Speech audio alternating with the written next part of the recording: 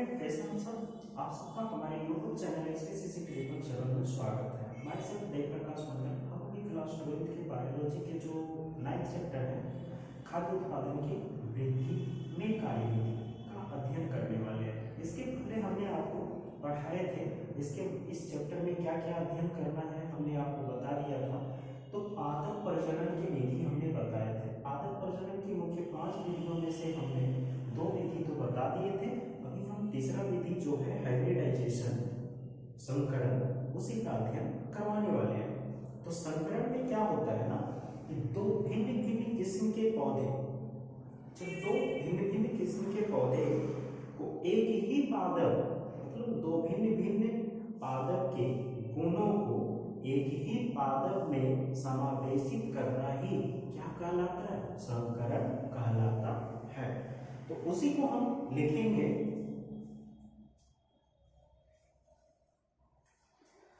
दो भिन्न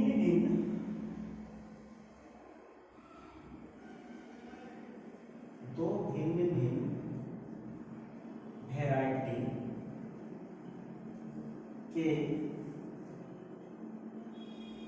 गुणों वाले पादप को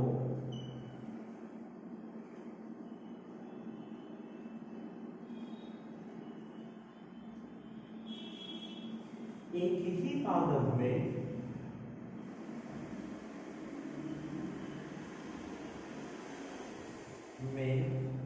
समावेश करना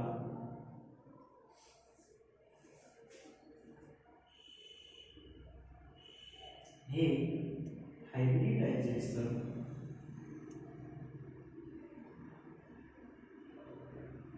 कहलाता है। हो गया ना? तो मान लेते हैं हाइब्रिडाइजेशन क्या कहलाता है। तो हाइब्रिडाइजेशन दो प्रकार के है ना, दो भिन्न भिन्न वैरायटी के गुणों वाले पादप को एक ही पादप में मतलब वो दोनों के गुण को एक ही पादप में समावेशित कर देना ही क्या कहलाता है? हाइब्रिडाइजेशन कहलाता है। ओके, यहाँ तक तो क्लियर है आप लोग। उसके बाद क्या है, इस विधि में 2 या 2 से अधिक ऐसे पादप के मध्य, ठीक है, तो इस विधि में क्या होता है? इस विधि में 2 या 2 से अधिक पादप के बीच में प्रयोग कराया जाता है। बीच में प्रयोग कराया जाता है। ठीक है, हमने अभी यही बताया था कि 2 भिन्न भिन्न वैरायटी के, तो इस विधि में 2 या 2 से अधिक पादप के बीच में प्रयोग कराया जाता है। उसके बाद क्या है,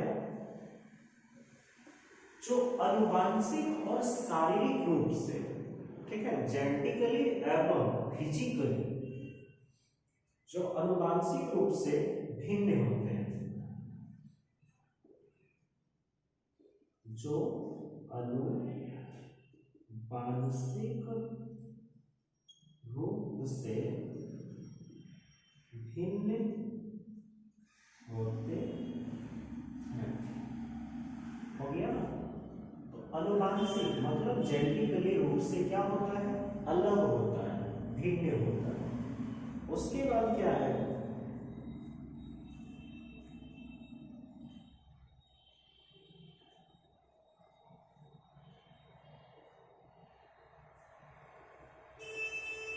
संकरण में यानी हाइब्रिडाइजेशन में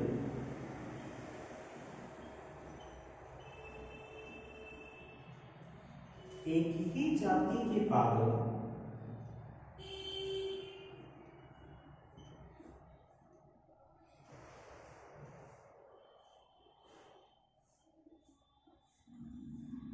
एक ही जाति के क्या होते हैं? एक ही जाति के पादप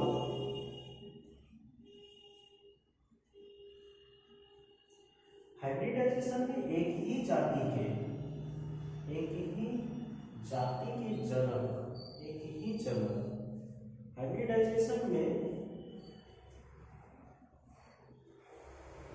एक ही जाति के पादप या एक जाति के,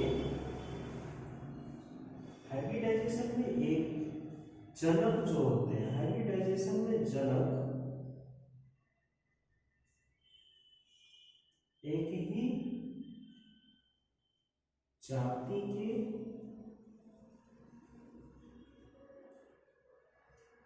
तथा एक ही पादप, एक ही जाति के पादप हो सकते हैं।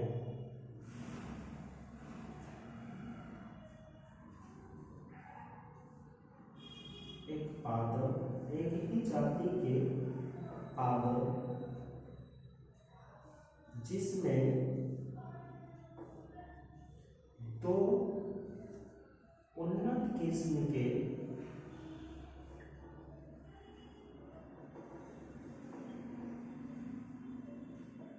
गुण समाहित होते हैं।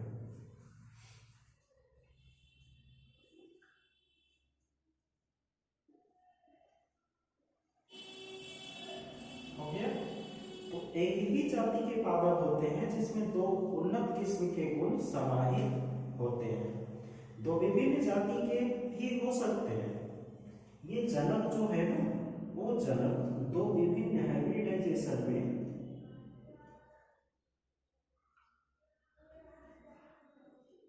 दो विभिन्न जाति के जनक हो सकते हैं। हो गया? लेकिन उसमें क्या होगा, एक जाति के हो सकते हैं। हाइब्रिडाइजेशन का प्रमुख जो लक्ष्य है ना, वो क्या है? तो हाइब्रिडाइजेशन का लक्ष्य क्या होता है? हाइब्रिडाइजेशन का लक्ष्य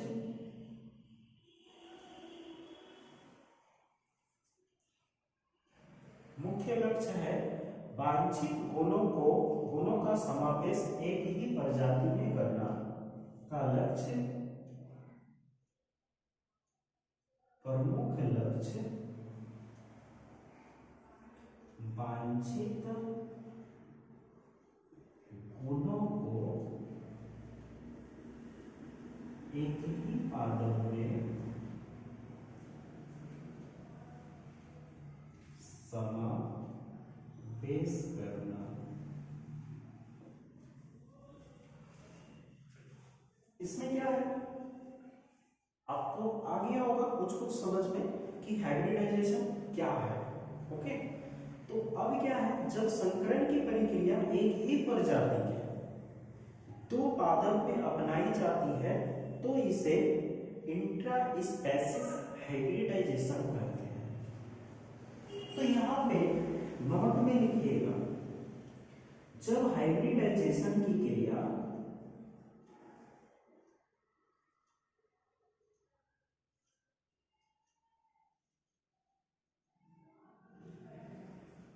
एक ही प्रजाति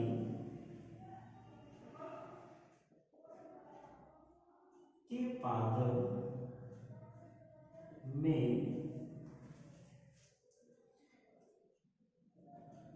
एक ही प्रजाति के दो पादप में अपनाई जाती है तो वह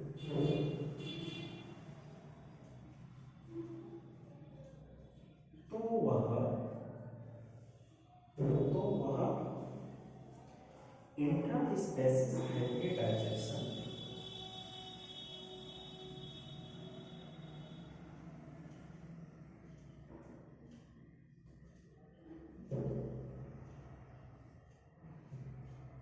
कहलाती है। अब ये नोट में लिखना है, NOTE।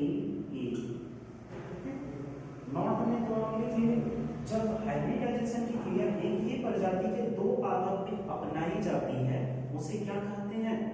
इंट्रास्पेसिस हाइब्रिडाइजेशन। जैसे मान लेते हैं यहाँ पे इसी का एग्जाम्पल दे रहे हैं आपको। एग्जाम्पल में हम गेहूं लेते हैं। ओके, तो गेहूं की दो प्रजाति है। मान लो एक है गेहूं की दो प्रजाति, क्या क्या है? एक मान लेते हैं हम NP52, इसका हम संकरण करवाते हैं किससे? NP165 से। तो हमें क्या प्राप्त हो जाता है? NP170 प्राप्त हो जाता है। ये वाला भाग क्या है? एक ही प्रजाति है ना, यहाँ पे लिखे हैं एक ही प्रजाति के दो पादप है। समझ में आ गया? एक ही प्रजाति के दो पादप से अपनाई जाती है, उसे इंट्रास्पेसिस हाइब्रिडाइजेशन कहते हैं। समझ गए होंगे? इसी प्रकार फिर एक और आता है, नोट में ही लिखना है। इसी प्रकार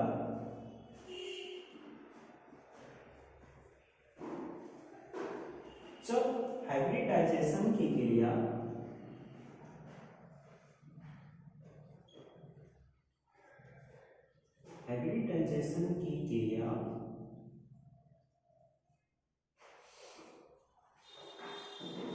एक वंश की दो प्रजाति के मध्य, एक जीनस, एक वंश के दो प्रजाति के मध्य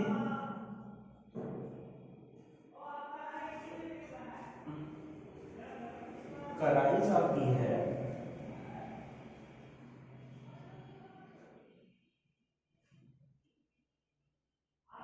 तो वह इंटरस्पेसिस इंटरस्पेसिफिक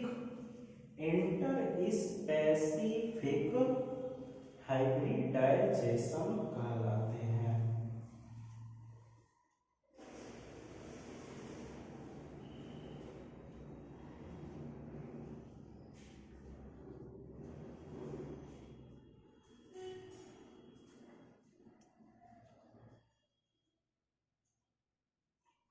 समझ गए?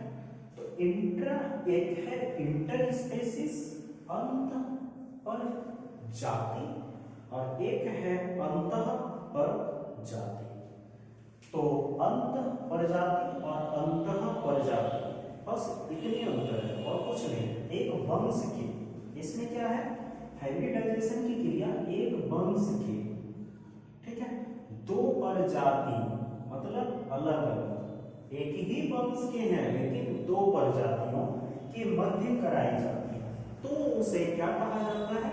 इंटरस्पेसिस हाइब्रिडाइजेशन कहा जाता है। इसमें क्या है? मान लेते हैं एक आलू ले लेते हैं, इसके लिए आलू सही रहेगा, ठीक है। तो आलू एक फसल है, क्रॉप्स, ठीक। उसी को दो भाग में, एक है सोलेनम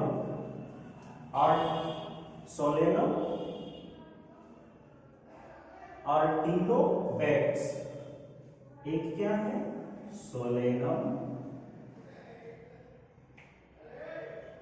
आर्टिलोबैक्स। इसका संकरण हम एक सोलेनम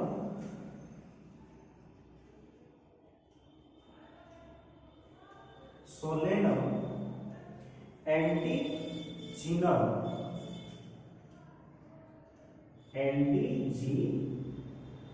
से कराते हैं, तो हमें प्राप्त क्या होती है? तो हमें सोलेनम ट्यूबरोसम प्राप्त हो जाती है। सोलेनम ट्यूबरोसम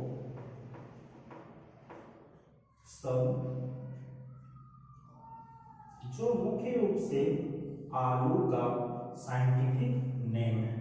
अभी जो प्रजाति प्राप्त होती है वह है सोलेनम ट्यूबरोसम। ओके, इतना तो समझ में आ गया कि एक ही आलू के एक वंश है, इसी वंश में दो तरह के प्रजातियों से हाइब्रिडाइज्ड किया गया। ठीक है, तो हमें एक दोनों के वांछनीय गुणों वाले आलू प्राप्त हो गए। इसी को क्या बोला जाता है? Inter species hybridization. समझे? और एक है एक जाति के, मतलब यहाँ क्या, एक ही प्रजाति, एक ही स्पेसीज के दो पादप में अपनाई जाती है, और ये एक ही वंश के दो प्रजातियों के बीच एक प्रजाति है यहाँ, और यहाँ एक वंश है। बस यही फर्क है और कुछ नहीं है। एक है इंट्रा, जिसमें प्रजाति में होता है वह है इंट्रा स्पेसिफिक, और जिसमें वंश में होता है वह है इंटर स्पेसिफिक। ओके, आ गया आपको समझ में? अब हम आगे पढ़ने वाले हैं हाइब्रिडाइजेशन में क्या क्या मुख्य गुण है, कौन कौन से सेरीज आते हैं हाइब्रिडाइजेशन में, तो वो सेरीज को जान लेना है क्या क्या होता है। ओके, तो चलिए, हाइब्रिडाइजेशन में कहीं दिक्कत किसी को त्रुटि है तो बताइए।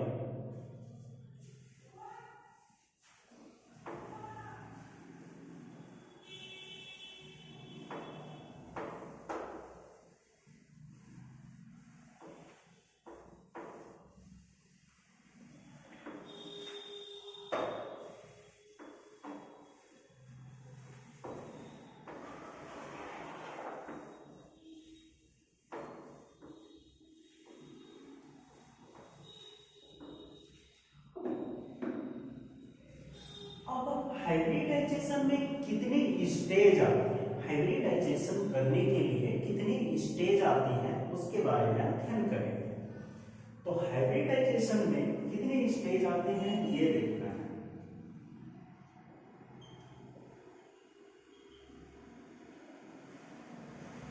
हाइब्रिडाइजेशन यानी संकरण में मुख्य चरण आते हैं।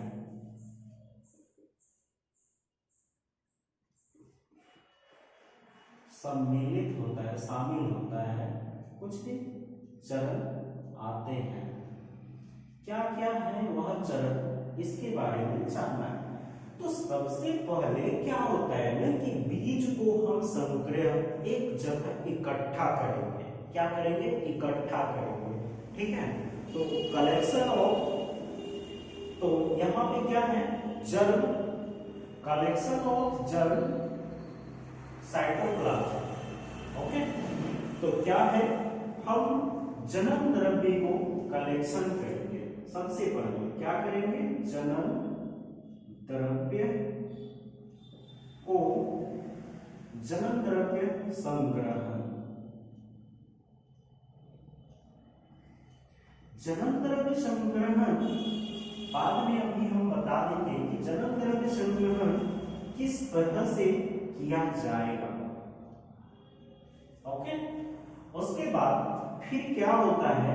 दूसरा स्टेज, इसका दूसरा चरण क्या है? तो दूसरा चरण है जनकों का मूल्यांकन एवं चयन। जनकों का मूल्यांकन एवं चयन। फिर तीसरा स्टेज क्या है इसका? तो तीसरा स्टेज है चयनित जनकों के मध्य संकरण। चयनित जनकों के मध्य संकरण।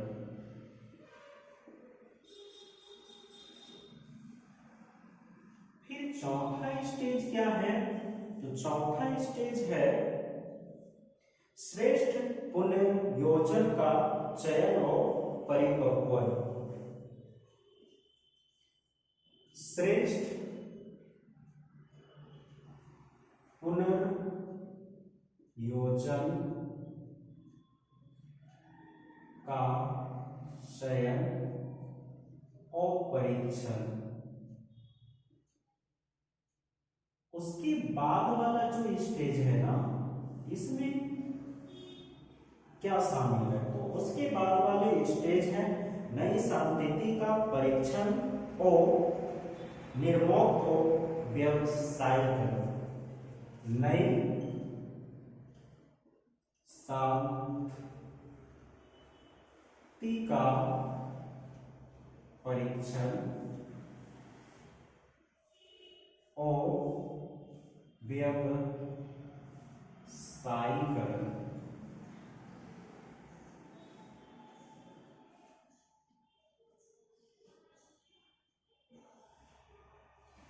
ये कितने स्टेज हैं? 1 2 3 4 5। 5 स्टेज में हाइब्रिडाइजेशन शामिल होते हैं। हाइब्रिडाइजेशन शामिल कितने स्टेज में होते हैं? तो 5 स्टेज में। अब देखिए, जनन द्रव्य का संग्रहण हम कैसे करते हैं? तो कहीं एक जंगलों से भी लाया जाता है, ठीक है, तो जंगल से भी लाए जाते हैं, हो गया ना। उसके बाद फिर क्या है? पुनर्स्थापन। हमने इसके पहले बताए थे आपको दशानुक्रम पुनर्स्थापन, ठीक है, तो ये पुनर्स्थापन मेथड से भी लाया जाता है।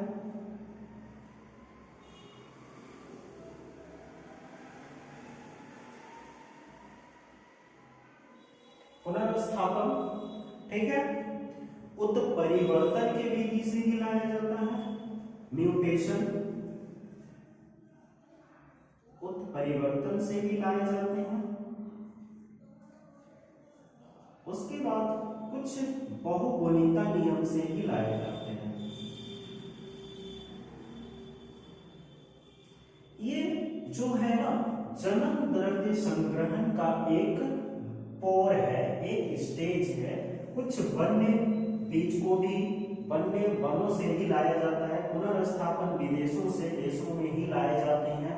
उत्परिवर्तन, उस पे क्या क्या परीक्षण करके उकसा के लाया जाता है। फिर बहुगुणिता, उसके जो बहुत सारे सीड्स हैं उससे चुन बीज के उठाया जाता है।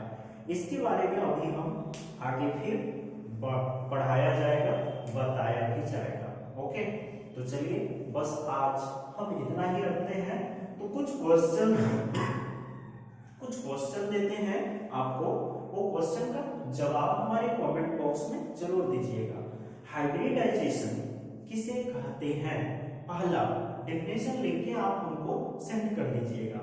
दूसरा है आपका क्वेश्चन कि इंट्रा स्पेसीज हाइब्रिडाइजेशन किसे कहते हैं? इंट्रा स्पेसीज हाइब्रिडाइजेशन किसे कहते हैं? बस ये 2 क्वेश्चन का जवाब हमारे कमेंट बॉक्स से आराम से दे दीजिएगा, ठीक है। Okay, thank you for watching.